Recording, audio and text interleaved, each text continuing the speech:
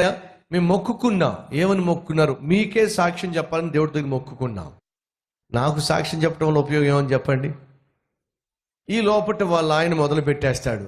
అయ్యా, మేము పలానా జిల్లా నుంచి వచ్చాం, పలానా ప్రాంతం వాళ్ళం, నాకు నా భార్యకు 1976లో పెళ్ళయింది అని అంటే వెంటనే భార్య అంటది, ఊరుకోండి, మీ మతి మరుపు తగలయ్యా, 1976లో కాదండి, మనం పెళ్ళయింది 75లో పెళ్ళయిందండి ఉంటుంది.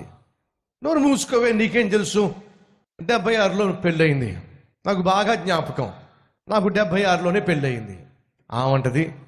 మీ మతి మరుపు తగలయ్యా, నాకు 75లో పెళ్ళయింది.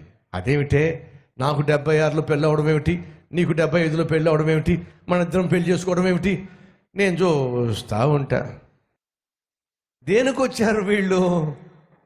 సాక్ష్యం చెప్పటానికి. ఆ సాక్ష్యంలో వీళ్ళు ఏం చేస్తున్నారు? 76 75 అదంతా నాకు అవసరం అంటారా? చాలా సందర్భాల్లో సాక్ష్యము అంటే మన గురించి మనం చెప్పుకోవడమే.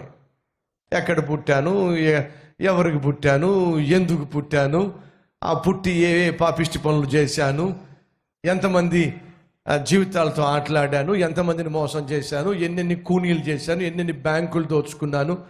ఆ మధ్య 15-20 ఇయర్స్ బ్యాక్ ఒక గజ దొంగ తిరిగేవాడు.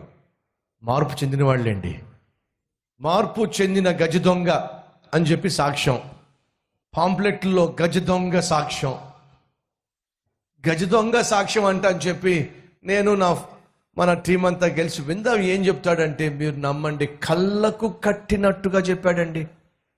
ఏమిటి? అసలు దొంగతనాలు ఎలా చేయాలి, తాను ఏ విధంగా దొంగతనం చేసేవాడు.